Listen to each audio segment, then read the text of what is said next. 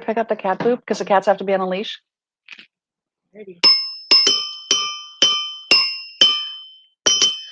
We need a steel drum. I think I actually have one. I have some kazoos too that we could bring. I love kazoos. But they're plastic kazoos, so I think you can only kazoo one time. That's okay. Yeah, I mean, they're just a one-time kazooer, and if you blow too hard, all the Spit comes plastic. out? No, well, of course, spit comes out no matter what. But the plastic, it's like Saran wrap. No, it's Oh, not yeah, it Saran gets- wrap. It's wax paper that's on the top of it, Yeah, it's and gross. it just kind of no. I mean, you just blow through the wax. Welcome. I mean, it could be also a perpetuant of COVID because you just blow. So you think you're being happy, Huh. but you're just blowing COVID wherever you go. Well, we've had vaccines, so anyway, Well, I've had welcome. the one. Welcome. Aaron hasn't. I've had the one vaccine. You've I've had had both. two. Yeah, How was your second dose? fine. Fine, no problem. No, the shingles hurt worse. Anyone has to get the shingles vaccine, your arm's going to feel like a cannon shot you. So did you had Pfizer Yes, and you had no problem with the second vaccine? none. I had a little. What about my arm was a little Alan? sore right here. No, none. Really? Only 10% of people have a reaction to the Pfizer vaccine. They're very loud, though. They're very loud. They're like big ass squeaky wheels. Because I heard the second one was really, really bad. No, it's not. Is that the Moderna one that's really bad? No, none of them are bad. You just hear the people who are the squeaky wheels. I heard people were in bed and You hear the squeaky wheel people. Yeah. okay. Less than 10% of people have a reaction to the vaccine. The other 90% have like an owie, a Fauci ouchie on their arm. Fauci owie. So dang it. A Fauci ouchie. Fauci You ouchie. can get Which one? Well, did you see that there is a Google, someone put together this awesome spreadsheet about people different pharmacies that are giving out vaccines at the end of the day, which the comments are hysterical. They Have you are. They're seen really that? funny. Oh my gosh. So Aaron, you need to get on that list. We will. Yeah. we'll And send you it know to what? We'll be really good to the rest of our viewers. We'll actually post it on our page as well. Actually, Walmart is if you get on the list, there at the end of the day they'll make calls. You have to pick up the phone. So if you see an unknown number, if you're on the list, don't just say, well, it must be someone trying to sell me yet another car warranty. Yes. It could be Walmart calling. So Or you Aaron, can just go wait there with your sad, pathetic face, like, can I please have a vaccine? Yeah. Well, this is the Anna and Sheila show. Oh, yes. Welcome to Cup of Joe with Anna and Sheila. I'm Anna. I'm Sheila. And we're not professionals. Obviously. We're just local people talking about what's going on in the area, talking about current events, helping our area, our small area, understand what's going on, how they can get involved. We are a blue dot in a red area, although some people would say we're not, but we are. We're a blue dot. So this is a venue for us to talk about our views, talk about the way we can get involved and try to enact change. We are grassroots activists, which That's is right. great. So like, follow, share on Facebook. What's the page there? Yay, look at that. Oh, Aaron propped it up. We also have, guess what, a Twitter account. Yes. And we have a YouTube. We have a YouTube channel and a Twitter account. We are like women of the 21st century. We don't have a TikTok though. No, we're not that good. Did you see, I meant to send this to you. Oh, sorry, Aaron. I should just send you all these things. But this thing on TikTok is really funny. It's about how the COVID vaccine, going back to the COVID vaccine discussion, about how it works and how they're like forks, because the virus has forks, and the vaccine sees the forks. That's what it's called. Yep. And so it takes all the forks away, and then the virus dies. So you're supposed to be a little bit more impressed by that. The fact that I actually knew that from TikTok. I'm very impressed. Yeah. So my years of taking epidemiology class paid off. No, all you have to do is just look on TikTok and seize the forks. That's what you have to seize the forks. Yeah, I mean that's how I was just driving over here and I just wanted to let you know that 1 year ago today, everything was shut down. And we now have 5 vaccines worldwide. And 20% of the United States has received 2 doses of vaccines. I think it's just one though. 2. As of this week, it was 2 doses. Really? Yes. I thought it was just 1. But okay. And the best thing is, the whole vaccine development is going to lead to other vaccines, like for HIV. So more things for the U.S. to really capitalize and hoard, right? That's No. right. More things for us to be superior with, right? But one of the funny things is someone was saying how it was the previous administration that brought all this to us. No, guys, I've it's the blocked that. scientists. I've blocked that. Science did this. Sheila, I don't even acknowledge the last administration. I'm sorry. Oh, I just deleted it. I don't even want to think about it anymore. The former guy.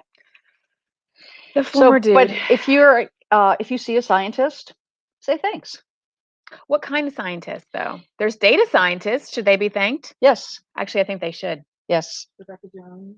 Rebecca Jones. She's not. She's actually not a data scientist. She's a geologist, I think. Or yes, geoscientist. There you go. Geo something. So it means that she studies rocks in a scientific No, way. she studies worldwide trends. Oh my God. I think she has to deal with a lot of, rockheads. Yeah, blockheads. Blockheads? Numbnuts. Somebody's calling me. Who's calling me? So we have a lot of things to be thankful for. In fact, if you watched the president last night, it was happy, it was calm, it was informative. It made me feel sleepy and happy. Well, that's not good because we need to kind of counteract the Sleepy Joe I thing. felt protected and safe. Blood pressure was not rising. Did you feel like it was like your Uncle Joe? It's like everything's going to be okay. Not your crazy Uncle Joe that has all these crazy theories about COVID. No, I felt I was like listening to my grandpa talk like normal things. Yeah. And it was just, as a human being, it felt really nice. I think human beings it's a nice step in the right direction. Yeah. I mean, just to be understanding and empathetic. I mean, the things I didn't that want we to throw something. These are all things that we have taken for granted in the past. And when you're faced with an administration that doesn't have those sort of basic concerns, see what happens. And then we have this divisiveness throughout the nation, which we're hoping to come together and unite. I don't know. We're trying. Well, one of the things we need to work on is voting rights. Well, I'm thinking before we go to voting, I mean, this kind of, if you think about the historical significance of how the U.S. came to be, I think that kind of illustrates some of the problems that we're having. Like, because we were the protesters, right? We came over to the U.S. because we didn't like what was going on in Europe. We wanted to have our own thing. And I think we're still dealing with the repercussions of that. We are. And the whole point in coming over here is so that we would have a voice in government. And we would listen to. Or we could be farmers like they were in Virginia. Yes. We have a troubled history. Is that a Jefferson reference? Yeah. Oh, okay. Yes, but the whole point of the way that, the U.S. Yeah. We'll skip over all the DeSoto and we'll just skip over the Native Americans, but just the general reason that people came over here was to have a stronger voice in government and not be over-governed from their perspective, I think. Right. That could be by the church too, but that's another discussion. I feel over-governed right now though. Do you? I do. In what respect? I don't know. If I was a female of a certain age, I'd feel really over-governed. Over a certain age or under a certain age? Between certain ages. Oh, yes. I would agree. I've already passed that age, so I don't feel too much over-governed. It's still a possibility for me. I had a nightmare the other night that actually happened to me. It's still actually a possibility. That's way too much information. But speaking about things that can happen to us and things that we can produce change, right? We can. So here we have our guest today. Sorry. She is an amazing woman. She, well, we'll let her tell you about herself, but she is working with military families. And for those of you who have not lived under a rock for the past time you've been in Florida, we have a huge military base called geoscientist. Dill, which has, what did Aaron tell me, 20,000 active duty members.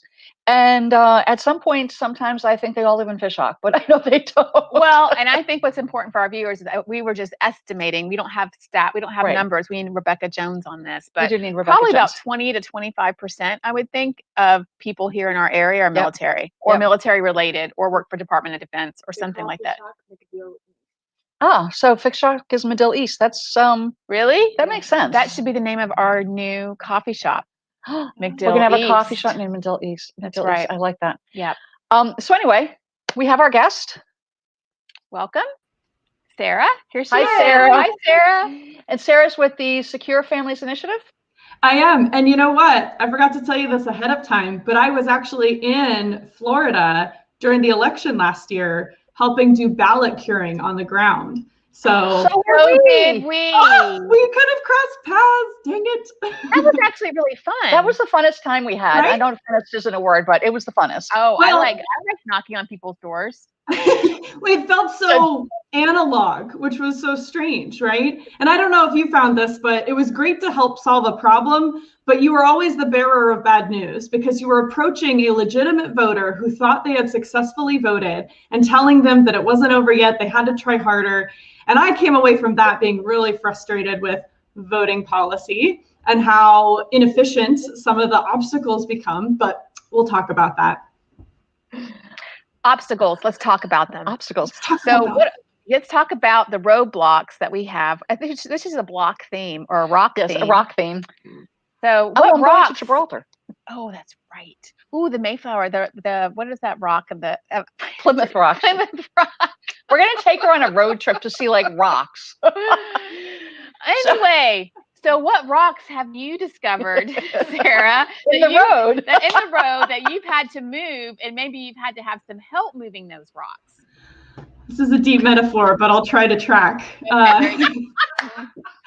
So, as you mentioned, I'm a military spouse. My husband is actually You are the rock. You are the rock. Yeah. My spouse is in the Space Force right now. He was Air Force for a long time, but just transferred a few weeks ago. Space Force, yeah. So speaking of rocks, we'll be bringing back some. Yes, to find new rocks that will inevitably bring viruses into our country. Oh my whatever. goodness! Stop it! Stop it! What is the Krypton? The Krypton. Kryptonite. We're just gonna get to the bottom of it. Right. Okay, sorry. As an active duty military spouse, which is, many of the folks that I work with are, a lot of us are absentee voters. And this is a weird word that a lot of people probably heard for the first time last election. Absentee voting, voting by mail, etc. I hear a little bit of an echo. Am I creating an echo? Maybe. Sit a little closer to the mic. Is this better? Yeah. Oh. Excellent. Speaking of rocks, no. And so a lot of our voters tend to disproportionately face rocks or obstacles to voting because it's not as easy as going down to your local library, standing in a line and voting, right? If you're an absentee military voter, you have to register for in advance. You have to apply for your absentee ballot. You have to wait for it to get there and then send it back. And a lot of states require it to be a physical ballot rather than electronic. Imagine when you're stationed overseas, like folks in Japan this year, they weren't getting mail for up to 4 to 6 weeks delay because of COVID. So that was a huge rock that we tried to spread awareness of, make sure folks knew about the early deadlines. We were making sure local election offices were complying with the rules about how early to send those ballots. And not just active duty military, a lot of veterans, after they separate from service, veterans just suffer from disabilities at a disproportionately high level compared to their civilian counterparts. And we know that voters with disabilities also face their own obstacles, their own rocks. So these are the two kinds of groups of voters that are really susceptible to extra rocks, extra obstacles. And our goal is to advocate on their behalf and make sure that their interests and needs are better represented by our policymakers. So you're trying to make the rocks gravel so everyone can just kind of Or sand. Exactly. Sand. Nice sandy beach. Mm-hmm. One of the things I noticed recently that there were 253 bills in 43 states to limit vote by mail. And some of them say you can only get it a week before the election, which to me, if you're in the military or a spouse, how is that going to work? We're paying really close attention. Some bills exclude, we're called UACAVA voters. I know, jargon. You know, federal government, they love their jargon, their acronyms. Some bills exclude UACAVA voters, which is good, but some bills don't. And we've actually been in conversations with state legislators who don't realize that. In fact, we were talking to one, we'll leave it unnamed, but he himself was a veteran. And hadn't really noticed how the bill that he was working on was going to inadvertently scoop up a lot of our voters. So yeah, we're paying close attention to the state level, and we're looking optimistically at the federal level. So a lot of folks tuning in are probably aware of HR 1 or For the People Act, which passed the House. There's some good stuff in there for military voters, for veteran voters. There's also stuff about automatic voter registration, which we think is a really cool idea. There's a few areas, I'll be honest, that we're going to be working on to hopefully tweak, because unintended consequences, there are actually some lines that may make things less accessible for voters in certain states. So, you know, we're working really in earnest with legislators on that bill, but it's really important to kind of keep your head on a swivel, right? You know, pay attention to the federal, pay attention to the local. You can probably have more impact on the latter, but you never want to lose sight of the former. And we try to help do all the homework so you don't have to. Well, I know that members of the military are not allowed, I guess you could say, to lobby their elected officials. Is that correct? So it might be easier to explain. So what the Department of Defense cares about is what they call partisan political activities. And partisan political activities is when you're advocating for someone running for office or for a particular political party. That's kind of the definition, right? So if you are a uniformed service member, well, if you're active duty, you certainly can't run for office. You can't start campaigning for that person. You can donate money, but you can't encourage other people to donate money. So there are a lot of like specifics like that.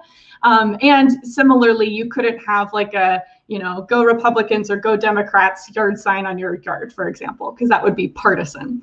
Now, advocacy is a little different because, you know, service members, family members, we're all stakeholders, just like other civilians, right? And so when decisions are being made that involve us, it's actually, I would say, an obligation of ours to make sure we're sharing complete and full information with decision makers. So you'll see service members who appear, they testify at hearings on Capitol Hill. It's not as though wearing a uniform means you can never have any conversations about policies and how they impact your lives. And I should really emphasize, especially if you're me, I've never been part of the military. I'm just married to someone who is. I've never signed a dotted line. I don't have the same restrictions that my spouse does. I can encourage other people to donate money for a candidate if I so choose. And I can certainly talk about my opinions and advocate for change. So military spouses have a lot more flexibility than they think. Yeah, I think that's a misunderstanding. Yeah. I think of a lot of military spouses. So I think just the reiteration of that is helpful That's to great. our viewers, that even though you are married to the military, married to that military rock, you can do your own thing. Yep. You can take your own path, Amen. right? Yep. So if people want to get involved, how would they do so? Yeah. So Secure Families Initiative, we offer a lot of awesome resources for folks, whether you're military or not. So one great thing that we do is we offer trainings every once in a while on different topics about how to be an effective advocate. One of our trainings includes the political do's and don'ts for military spouses. So I go into much more detail in that training about just that. We have a training about how to organize. I think this would be especially interesting for your viewers because you're grassroots organizers, like you just said. So if you are trying to make change and you know to do so, you have to build community power with people around you. This is a great training to attend. We also have other topics like how to be an effective advocate when you're talking to political leaders, for example, how to tell your story succinctly. So lots of different trainings that we offer periodically that are great to tune in, military or not. We do encourage our members to take action on issues. So voting rights is one great example. We also focus a lot on foreign policy at Secure Families Initiative. And here's why. Foreign policy, national security, these terms probably sound scary, far away, really high level. You know, they're not something that we on the ground grassroots tend to talk much about, but especially if you're military, the decisions over war and peace directly impact you and your family. And for the last 20 years, our military has had a really high operational tempo because we've been in so much conflict, especially in the Middle East. And, I know Afghanistan has been resorted to a footnote on the evening news for most folks, but it continues to wreak a lot of havoc on families, from mental health disparities to healthcare, physical injuries to simply, spouses and kids back on the home front experiencing really long separations from their loved ones, and quicker rotations for moves that can make it hard to land a job or find good education opportunities. So there are all of these challenges that our community faces, and they're all exacerbated and made harder to solve by the wartime ops tempo. So that's why at Secure Families Initiative, we try and focus on how we can have a downstream effect, whether that's encouraging this administration to withdraw troops from Afghanistan by May 1st, whether it's encouraging us to reform authorizations to use military force, which I know sounds like jargon, but it's been in the news lately, so folks may have read a thing or two about it. That's a lot of what we focus on. So if any of this inspires interest, we will have action alerts periodically if you join our membership. We do the homework so you don't have to, and we give pretty good direction. We'll give templates, we'll give scripts, all of that great stuff. And finally, we do events. So we've had lots of members of Congress come and speak to our folks. Last year, Deb Haaland, who former Congresswoman is hopefully to be Secretary of the Interior, spoke to our folks. We had Senator Kirsten Gillibrand. We had Congresswoman Kathy McMorris-Rogers on the Military Families Caucus. And of course, we had Dr. Biden. So if you tune into Secure Families Initiative, you'll get the opportunity to hear more of that this year. So Erin has put all these links on our feed over here. So if anyone's interested, you can go to these links that she has so gratefully put on here, and go to their website, which we have here on our, what is that thing called? That border, whatever. What? Wall. Comments. No, comments section. no. The Chiron? Thank you. What's it? What did you? What's the name for it? Chiron? Chiron. Chiron. Really? I did not know that's what it was called. Quick, write it down. That's a new word. It's in your book. Oh, no, I say banner. What's the difference between that and a banner? I don't know. Anyway, so it's right there. If you're interested, look at our feed. We have the links on our page. Get in touch with Sarah. These are all great tools and resources for us to organize ourselves and help make our voices heard. And Sarah, if you've got any action alerts you want to come out, you need support on, just send them off to Erin and we will put them up on our page. Sounds good. Yeah, because I thank the military every single day. I can walk into Starbucks and get a cup of coffee, that I can go and vote, that I can do everything. So what does Starbucks have to do with it? Because I like my coffee. Oh, but you could go in Dunkin' Donuts and do the same thing? No. Why not? Because they don't have good coffee. But I mean, you can still thank your military if you go into Dunkin' Donuts. I could. I wasn't. And if you see me at a Starbucks or a Dunkin' Donuts and you're in uniform, I will buy you a cup of coffee. That's like, I always do that. Well, can I, if I may humbly suggest, Yes. I think a lot of people are really grateful. And, one of the best ways to demonstrate gratitude is by learning about what it is that our lives look like and Right. why it is that we care about these things that may feel far away to you, but are close to home for us. That ability to sit and listen and learn is honestly the best gift of gratitude that, on the receiving end can be, even more than a Starbucks latte sometimes. So again, if folks here are have no military connection themselves, but might have neighbors or might have distant cousins, still please join us. We have a really robust community that's really vibrant, and chances are you'll leave it understanding a little bit more about a minority community. 1% of Americans serve in the armed forces. So we're this shrinking little pod, and we're ready to help folks understand what it's like. Right. And that community, from my experience, is extremely supportive, mainly because we're always being moved around from different places. So we always have to rely more than you would normally do on your neighbors, on your community, because your family is so far away. So with that sort of isolation comes a little bit more grit as to how to do things, how to figure out things, how to be on your own, how to really organize yourselves. And it's great that you guys have put this together, all of our learnings, and to this coalition to help others. Thanks. Yeah, we were trying throughout COVID, we were trying to say, hey, are you being frustrated by the government making decisions for you? Welcome to our life. Let's coach you through it. Let's build resilience together. Yes, absolutely. Well, all right. Well, Sarah, thank you so much. We appreciate you coming on. And anytime you want to come back, just let us know. That's good. Thanks. This was fun. All right. Thank you. Bye-bye. Yay. Well, yeah, I mean, I think I'm not military, but I've lived as an expat, and it is sort of a nice, I guess, a nice cause in terms of having to rely on your neighbors so much. Yep. Because I mean, especially if you have been in the same area, some people have been in the same area since they were younger, right? Yep. But if you're out in a completely different country without even knowing how to go to the grocery store, you really learn speak to the language. or speak the language. You learn to kind of come out of your shell and ask for help and learn how to do things and make friends, make those connections, make network to tremendous effect. And so I think that those skill sets can be utilized for political reasons. They can. I mean, They are good at organizing. if you just think about us as women and the things that we have to do, we have to deal with, the HOA, we have to deal with our spouses, we have to deal with teachers. Not that other men don't, but generally it's us. We have to deal with that soccer mom who's on snack duty. All these things, all these skill sets that we have learned by just existing and Yep. raising our children, we can use those same skill sets to organize and network and make our voices heard.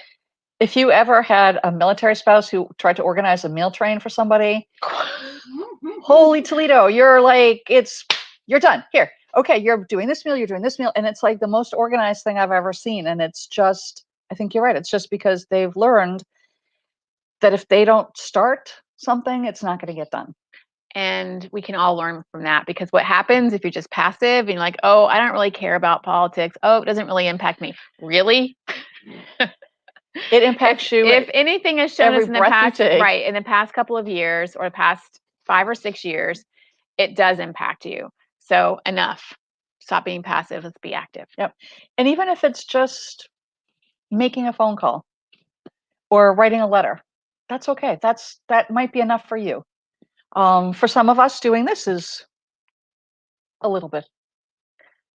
I think it's important. Yeah. I mean, I think it's important to know that people feel there's been a lot of noise from a certain area, let's say a certain part of the spectrum. Yep. And I think it's a good balance to hear that there's other parts of the spectrum, and people aren't alone. Yep. Because I think the more isolated you feel, the less that you feel empowered to engage in anything. So that's what we're trying to do. So, Erin, who do we have on next week?